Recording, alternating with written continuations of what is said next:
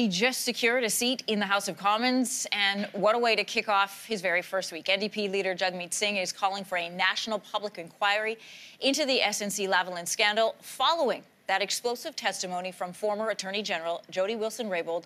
Jagmeet Singh is joining us in studio this morning. Good to have you here. Congratulations on your win. Thank you. Good to be here. Let's start with what happened yesterday. Yes. Why are you calling for a public inquiry instead of a resignation by the Prime Minister? Well, we might end up there. We might end up at a resignation. But at this point, given the explosive testimony we've heard that implicates so many people in the Prime Minister's office, that implicates effectively the Prime Minister himself, it looks like at this point, the Prime Minister and his office were willing to do whatever it takes, break the law, politically interfere for folks who are at the top, powerful, well-connected people, while everyday Canadians continue to struggle with things like housing and the cost of living and affordability. That, to me, requires us to get to the bottom of the truth of this, and that needs a public inquiry. If it is, in fact, found out or is investigated that there was criminal activity involved, would you then call for his resignation?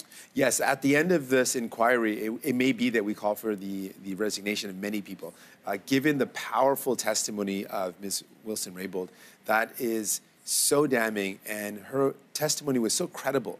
It was very thoughtful, very measured. There is no way that if anyone listened to that testimony, they could walk away with any other belief that other than believing her entirely. In the Prime Minister's remarks yesterday evening, he said he completely disagrees with the characterization of Jody Wilson-Raybould's version of the events. He instead focused on his government and their focus on jobs and the economy. What is your response to his reaction? Well, we care deeply about jobs, but this isn't about jobs. It's very clear in the testimony, this was about their political future. They were worried about elections. They were worried about seats. Aren't all politicians? But the communications are, if you're worried about your seats and you're worried about elections, you don't then break the law, you don't put pressure on an Attorney General, you don't undermine the institutions of justice, the impartiality, the independence of our justice system to get reelected. You can work hard. You can go knock on some doors. You can put out some good policies. You don't break the law to get reelected. And that's what this is about. It's not about the working people. We've seen this government fail working people time and time again, whether it's the people of GM, whether it's the people of Sears. We've seen this government fail workers. This is not about workers. This was about well-connected, powerful insiders that were getting an advantage by this Prime Minister and his office. Wilson-Raybould alleged inappropriate conduct on the part of Trudeau and named 11 people in the Prime Minister's office, the Privy Council, and the officer of the Minister of Finance, including Trudeau's Chief of Staff, Katie Telford, and Finance Minister Bill Morneau. She said she had a conversation with him and told him calls to her office had to stop.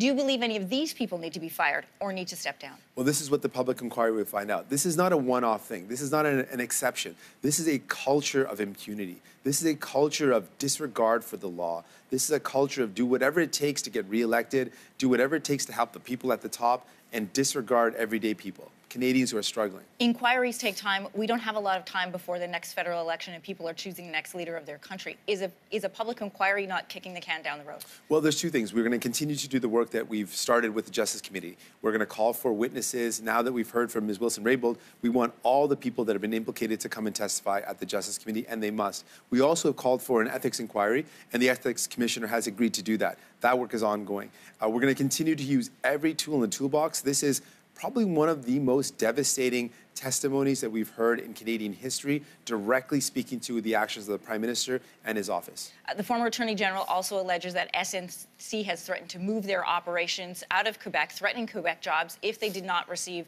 deferred prosecution agreement. Does the NDP then support a deferred prosecution agreement for SNC-Lavalin? We don't support the idea of a deferred prosecution agreement. In the last budget, what happened was this was added in as a last-minute thing. There was not a proper consultation done. There's not many countries that actually use this particular form of alternative means of prosecuting someone. There's some deep concerns that we have about the overall way this bill was brought in. It was not something that was actually consulted in a meaningful way. At the end of the day, it's not like you or I could call up the Prime Minister and say, hey, there's a law that's actually problematic for me. Can you change it so that I can actually get off the hook? That's not how Canadians want to see our companies do business. This is about an approach that this government has taken that they're not on people's side. They're not on your side. They're on the side of the wealthy, the powerful, and the well-connected. I want to thank you for joining us this morning. Thank you.